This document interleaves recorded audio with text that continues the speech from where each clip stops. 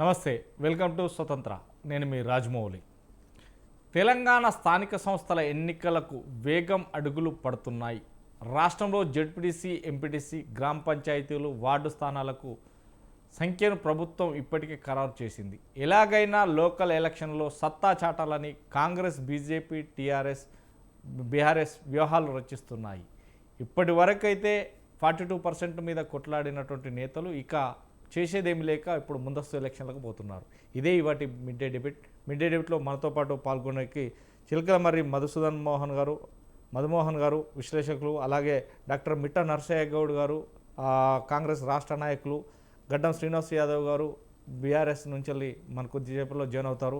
అదేవిధంగా గంగపురం వెంకటరెడ్డి గారు బీజేపీ రాష్ట్ర నాయకులు కూడా మనతో ఉన్నారు. ముందుగా మదన్మోహన్ గారు నమస్కారం సార్. నమస్తే అండి.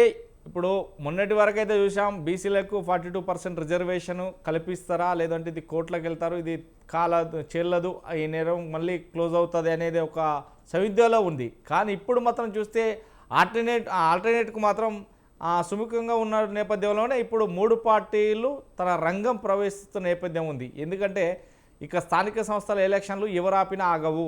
ఈ నేపథ్యంలోనే మొత్తం అందరూ ఉరుకుల పరుగుల మీద జిల్లాలు, మండలాలు, గ్రామాలకు పయనిస్తున్నటువంటి సందర్భం ఉంది. అంటే ఎలా చూడొచ్చు?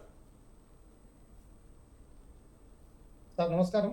నా వాయిస్ క్లియర్ ఉందా సార్? వస్తుందా? కంటిన్యూ సార్, ఇందులో మీరు ఇప్పుడు 2 ప్రశ్నలు అడిగారు. ఒకటి 42% రిజర్వేషన్, ఇంకోటి పార్టీలు ఉరుకులు పరుగులెత్తు. పార్టీలు ఉరుకులు పరుగులెత్తుల గురించి ఇంకా మిగతా 3 ఉన్నట్టున్నారు, వాళ్ళు మాట్లాడతారు సార్. ముందుగా ఈ 42% రిజర్వేషన్ గురించి ప్రస్తుత రాష్ట్ర ప్రభుత్వం చేస్తున్నటువంటి విషయం మీద ఒక్క నిమిషం మాట్లాడుతున్నా సార్. నేను ఒక అడ్వకేట్ గా 1 నిమిషం నాకు సమయం. బేసికల్ గా సుప్రీంకోర్టు కాన్స్టిట్యూషనల్ ప్రిలిమినరీ లా ఏంటంటే ఎట్ ఎనీ కాస్ట్ 50% రిజర్వేషన్ దాటొద్దు, ఇంక్లూడింగ్ ఎస్సీ, ఎస్టీ, ఓబీసీ అన్ని కలుపుకొని, అన్ని కంబైన్డ్ అనే వాడింది సార్ సుప్రీంకోర్టు.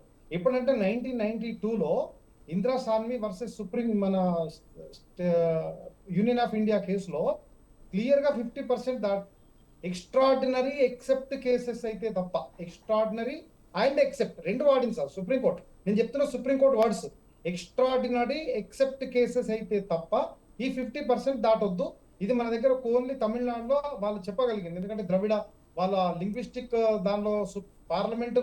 ఇంకొకటి మీకు ఈ కేసులో ఏమవుతుందంటే 9th షెడ్యూల్ అనేది రాజ్యాంగంలో ఒకటి ఉంటుంది. 9th షెడ్యూల్లో ఉన్నటువంటి దాన్ని బేసిక్ ప్రిన్సిపల్స్ కోర్ట్స్ లో ఛాలెంజ్ చేయకూడదు.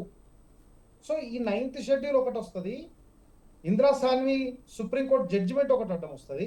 ఇవన్నీ ఉండగా 42% రిజర్వేషన్ ఇస్తామని ఏదైతే అనడమో ఇది కేవలము ఒకటి రాజ్యాంగంలో ఉన్నటువంటి నిబంధనలను ఉల్లంఘించడం అయితేమో నా అభిప్రాయం.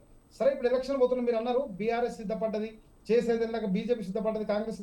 అవునండి, బీఆర్ఎస్, కాంగ్రెస్, బీజేపీ కాకుండా ఒక సామాన్య నాలాంటి న్యాయవాది కావచ్చు, లేదంటే ఒక పత్రికా మీలాంటి వాళ్ళు కావచ్చు, ఎవరన్నా కోర్టు తలుపు తడితే ఈ రాజ్యాంగం యొక్క ఈ 42% రిజర్వేషన్ల విషయం ఏంటిది? 2021లో మహారాష్ట్ర తీసుకొచ్చిందండి. మహారాష్ట్ర లోకల్ కోటాని 2021లో, సెకండ్ వేవ్ కరోనా అప్పుడప్పుడే తగ్గుతుంది, మీకు గుర్తుంటుంటది సార్. 2021లో మహారాష్ట్ర కోటా తీసుకొచ్చింది. అప్పుడు సేమ్ ఇదేలాగా జయశ్రీ లక్ష్మణ్ రావు గారు అనే వాళ్ళు కోర్టుకు పోయారు. అది reportable case. Jayashree Laxman Rao versus state of మహారాష్ట్రలో ఏమంటారంటే రీఅఫర్మ్ చేసింది, ఎస్ ఇందిరా సాన్వి కేసు యొక్క జడ్జిమెంట్ ను ఎట్టి పరిస్థితుల్లో ఉల్లంఘించకూడదని చెప్పేసి మహారాష్ట్ర కోర్టులు కొట్టేసింది. లాస్ట్ 4 years బ్యాక్ అండి, 4 సంవత్సరాల క్రితం మహారాష్ట్ర కోటా కేసును కొట్టేయడం జరిగింది. నాకు తెలిసి మరి ఇవన్నీ తెలిసి చేస్తున్నారా, లేకపోతే న్యాయ వ్యవస్థను అవహేళన చేయాలని చేస్తున్నారా, లేకపోతే మేమైతే ఇచ్చాం కదా కోర్టులు చేయకపోయింది మేమేం చేస్తామని చెప్పి అనుకుంటున్నారా? ఇవన్నీ ప్రశ్నలకు కాలం సమాధానం చెప్తానే అనుకుంటున్నాను. ఎందుకంటే రేపు పొద్దున ఎవరన్నా ఒకరు కోర్టుకు పోతే ఫస్ట్ అండి, నాకు తెలిసి కోర్టు ఈ విషయంలో స్టే ఇవ్వడం అనేది చాలా సులభం. జడ్జిమెంట్ ఏమైతే వదిలిపెట్టండి, అంటే ఈ 42% తెలంగాణ ప్రభుత్వం ఇచ్చినటువంటి రిజర్వేషన్ యాక్సెప్ట్ అవుతుందా లేదా అనేది రెండో విషయం. కానీ ప్రిలిమినరీగా అంటే కేసు వేసినాడు స్టే మాత్రం ఈ 100% దొరుకుతుంది. ఒకసారి స్టే దొరికిందంటే మీకు తెలుసు అది ఎంత దూరం పోతుందో తెలుసు. కాబట్టి స్థానిక ఎన్నికల్లో పార్టీల యొక్క దానికన్నా ముందు అసలు ఎన్నికలు జరగడానికి రాజ్యాంగపరమైన, న్యాయపరమైన, చట్టపరమైన, కోర్టు పరమైనటువంటి ఇబ్బంది ఉంది. తెలంగాణ ప్రభుత్వం ఏ విధంగా దాటుతుంది అనేది ఇవాళ చాలా మంది విశ్లేషకులు ఎన్నికల కోసం చూస్తే నవ్వొస్తున్నారు. అంటే వాళ్ళు ప్రయత్నాలు చేసుకుంటారు. అది ఎలక్షన్ అనేది ఇవాళ కాకపోతే రేపు ఎల్లుండి రావాల్సిందే. ఎందుకంటే ఇవాళ తెలంగాణలో ఉన్నటువంటి లీస్ట్ ప్రజాప్రతినిధి ఎమ్మెల్యే అండి. అంటే మీకు అర్థమైతే కావచ్చు. ఎమ్మెల్యే కన్నా తక్కువ ప్రజాప్రతినిధి ఎవరు లేరు. సింగిల్ విండో చైర్మన్ లేరు, జెడ్పీటీసీ లేరు, జిల్లా పరిషత్ చైర్మన్ లేరు, ఎంపీపీ లేరు, ఎంపీటీసీ లేరు, సర్పంచ్ లేరు. ఉన్నటువంటి లీస్ట్ ప్రజాప్రతినిధి ఎమ్మెల్యే. అంతకన్నా కింద ప్రజాప్రతినిధి లేరు. కాబట్టి పాలన వ్యవహారంగా జరగాలంటే 72వ కాన్స్టిట్యూషన్ మనకు చెప్తున్నది కదా. 72వ ఆర్టికల్ స్థానిక సంస్థలు ఉండాలి, 172వ ఆర్టికల్ ఇవన్నీ చెప్తున్నారు. స్థానిక సంస్థల యొక్క పరిపాలన లేకపోతే ఏ ప్రభుత్వం కూడా మనగడ సాగించదు.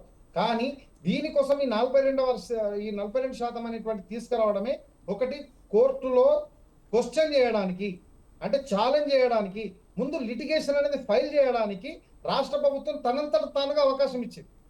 ఇట్ కెన్ బి ఛాలెంజబుల్, అంటే ఛాలెంజ్ చేయడానికి అవకాశం తీసుకొచ్చింది. కాబట్టి ఈ సవాల్ని ఎట్లా జరుగుతుంది, ఎట్లా ముందుకు పోతుందని చూసిన తర్వాత ఎలక్షన్ గురించి మాట్లాడుకుంటే బాగుంటుందని నా అభిప్రాయం. రైట్.